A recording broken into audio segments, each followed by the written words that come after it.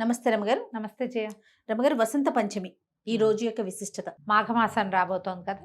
అవును. మాఘ శుద్ధ పంచమిని వసంత పంచమి లేదా శ్రీ పంచమి అంటారు. ఫిబ్రవరి 14వ తారీఖు బుధవారం నాడు మాఘ శుద్ధ పంచమి ఉన్నది. అయితే ఈ శుద్ధ పంచమి ఇది వరకట వసంతకాలం ఇక్కడి నుంచే మొదలవుతుందని కూడా చెప్పేవారట. న్యాచురల్ హెయిర్ కలర్ కోసం చూస్తున్నారా? అయితే Anoos henna and black expert వాడండి. ఎప్పటిదో మన ముందు చాలా తరాల ముందు, చాలా కాలం ముందు ఇలా జరిగేది. క్రమంగా మనకి ఈ ఋతువులు అవి అవతలకి జరగటం మొదలుపెట్టి మనం దీన్ని వసంతం అనకుండా మాఘం ఫాల్గుణం కూడా ఇందులోనే ఉంటాయి. మనకి మాఘము ఫాల్గుణము శిశిర ఋతువుగా చెప్పుకుంటాం మనం. ఆకురాలు కాలం అంటారు కదా. ఇప్పుడు ఆకులు రాలిపోయి మళ్ళీ ఆకులు వసంతంలో చిగురిస్తాయి. ఆకురాలు కాలాన్ని అని చిగురొచ్చే కాలం, కానీ ఇది వరకు ఈ కాలమే అదిగా ఉండేదట.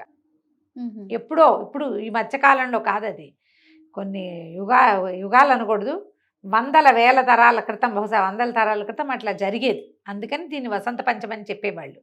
సరే, ఏదైనా కానీ దీన్ని వసంత పంచమి లేదా శ్రీ పంచమి అంటారు. సరస్వతీదేవి ఈ రోజున జన్మించింది అని చెప్తారు కథ. సరస్వతీదేవి జన్మించిన రోజు. సరస్వతి అంటే జ్ఞానస్వరూపిణి, పుస్తకాలతోటి వచ్చేదే కాదు, ఐక్యూ, బుద్ధి, జ్ఞానము, జ్ఞానస్వరూపిణి. కాబట్టి సరస్వతి ఆరాధన ఈ రోజున చేయాలి. మనం మామూలుగా రెండోది ఎప్పుడు చేస్తాము? మన సరస్వతి పూజ మూలా నక్షత్రానికి చేస్తాం. మూలా నక్షత్రం అప్పుడు తప్పకుండా చేసుకుంటాం. దసరా అప్పుడు చేస్తాం. మూలా నక్షత్రం నాడు అందరూ చేసుకుంటారు. అప్పుడు కూడా మనం అక్షరాభ్యాసాలు చేస్తాం. ఇప్పుడు ఈ రోజున కూడా అక్షరాభ్యాసాలకి చాలా మంచిది. ఏవైనా స్కూళ్ళు మొదలు పెట్టేటట్టయినా, లేకపోతే పిల్లల్ని స్కూల్లో చేర్చేది రోజైనా, చిన్నపిల్లల్ని చిన్నది వేస్తారు, అంగన్వాడీకి పంపించాలన్నా మంచి రోజు చూస్తాం కదా. శ్రీ పంచమి మంచిది. పిల్లలకి ఏదైనా కొత్త చదువు నేర్పించాలి, కొత్త విద్యలు నేర్పించాలి, సంగీతము, నాట్యము లాంటి లలిత కళలు, జ్ఞాన సంబంధమైనవి ఏవైనా సరే, కొత్త సబ్జెక్టులు, కొత్త కోర్సులు, కొత్త పుస్తకాలు, రఘువంశ కావ్యాలు చదువుకుంటారు చాలామంది పెద్దవాళ్ళు. ఇప్పుడు సంస్కృతం చదువుకునే వాళ్ళు తక్కువ ఉన్నారు కదా. ఇది వరకు కావ్యపాఠం మొదలు పెట్టాలంటే వసంత పంచమి కావాలనుకునేవాళ్ళు. ఈ రోజున మొదలుపెట్టింది జ్ఞాన సముపార్జన వైపుగా పరిగెడుతుంది. మనం ఓడిపోం, గెలుస్తాం. ఏదైనా ఆర్ఆర్బీలు, బ్యాంక్ టెస్ట్లకు అప్లై చేసుకునే వాళ్ళు ఈ రోజున ఓమని మొదలు పెట్టుకుని వర్కులు మొదలు పెట్టుకోవాలి, చదువుకోవటం మొదలు పెట్టుకోవాలి. సిడబ్ల్యూఏ లాంటివి, హెచ్డబ్ల్యూఏ చేస్తారు, సిఈఎల్ చేసేవి, అందరికీ కూడా ఇది చాలా మంచి రోజు. తిరిగి ప్రత్యేకమైన పూజా విధానము అంటూ ఏం చెప్పబడలా. సరస్వతీదేవి పటం, వీణ వాయిస్తున్న పటం ఉంటుంది కదా, ఒక పటం పెట్టుకోవటము. మనం ఏ పుస్తకాలు అయితే మామూలు స్కూల్ గోయింగ్ కిడ్స్ ఉన్నా, కాలేజ్ గోయింగ్ కిడ్స్ ఉన్నా, మనమే ఏదో చదువుకుంటుంటే మన పుస్తకమే ఓ శ్రీకారణమో, ఓంకారమో, లేకపోతే స్వస్తికో రాసి పసుపుతోటో గంధంతోటో కొంచెం కుంకుమ బొట్టు పెట్టి ఆ పుస్తకాన్ని అమ్మవారి దగ్గర పెట్టడం. ఆమెకి తెల్లని వస్త్రాలు, తెల్లని పువ్వుల దండలు ఇష్టం. గంధం సమర్పించటం, తెల్లటి గంధం దొరుకుతుంది కదా, శ్రీగంధం. మన ఎర్రటిది రక్తచందనం కాకుండా మామూలు చందన సమర్పణ చేయటం అమ్మవారికి. తెల్లని పువ్వులతోటి అర్చన చేయటం. సరస్వతి అష్టోత్తర శతనామావళి దొరుకుతుంది, ఆన్లైన్ దొరుకుతుంది.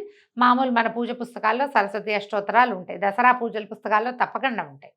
అష్టోత్తరం చదువుకోవటం. లేకపోతే సరస్వతి నమస్తుభ్యం వరదే కామరూపిణి విద్యారంభం గరిష్యామి సిద్ధిర్భవతు మే సదా, అలాంటి మే సదా శ్లోకమైనా సింపుల్గా చెప్పుకోవచ్చు. యాకుందేందు తుషారహార ధవళ అని అమ్మవారిని, ఆమె అందంగా ఉంటుంది, ఆమె సౌందర్యాన్ని వర్ణించేటువంటి ఆ శ్లోకాన్నైనా చెప్పుకోవచ్చు. సమీపంలో ఎక్కడైనా సరస్వతి దేవాలయాలు ఉంటే మనం ఏదైనా ప్రత్యేకమైన చదువు, ప్రత్యేకమైనది మన పిల్లలకి చేయదలుచుకుంటే కనుక, మనం చేయదలుచుకున్నా కూడా సరస్వతి దేవాలయ దర్శనం అద్భుతమైన ఫలితాన్ని ఇస్తుంది ఈ రోజును చూస్తే కనుక. మనకి ఉంది వర్గల్, ఒకటి హైదరాబాద్ దగ్గరలో వర్గల్ ఉంది. తర్వాత జ్ఞాన సరస్వతి అమ్మవారు బాసర్లో ఉన్నారు. ఎక్కడికి వెళ్ళలేము, తలుచుకుని దండం పెట్టుకుందాం. తలుచుకుని దండం పెట్టుకోవచ్చు కదా. మనకి ఏ స్టార్టింగ్ లేదు, ఏమీ లేదు, ఏది మొదలు పెట్టట్లేదు. అయినా కూడా సరస్వతి పూజ చేసి పిల్లలతోటి ఒక నమస్కారం చేసుకుంటే పెరుగన్నము, కొబ్బరన్నము అలాంటివి నివేదన చేసుకోవచ్చు. తెల్లటి పాయసము, పాల పాయసము చేస్తాం పంచదారతోటి, అట్లా పాయస నివేదన కూడా చేసుకోవచ్చు. ఏవైనా పుస్తకాలు పంచిపెట్టచ్చు, రాసుకునేవి, చదువుకునేందుకు ఉపయోగపడే సాధనాలు ఎవరికైనా దానం చేయొచ్చు. మనం ఇప్పుడు ఎవరికైనా ఇవ్వాల్సి వస్తాము, ఈ రోజున ఇవ్వచ్చు. అవన్నీ మనకి ప్లస్ అవుతాయి, పాజిటివ్ ఎనర్జీ. అలా ఏదైనా చేసుకోవచ్చు. మనం మాఘ స్నానాలు మొదలు పెట్టుకుంటాం. మాఘమాసం తొలి రోజు నుంచి తలస్నానం చేస్తాం. తలస్నానం చేయాలా మామూలు స్నానం చేయాలా చాలామంది అడుగుతున్నారు జయ. మ్మ్. మాఘంలో ప్రతిరోజు శిరస్నానం మంచిది. అవును.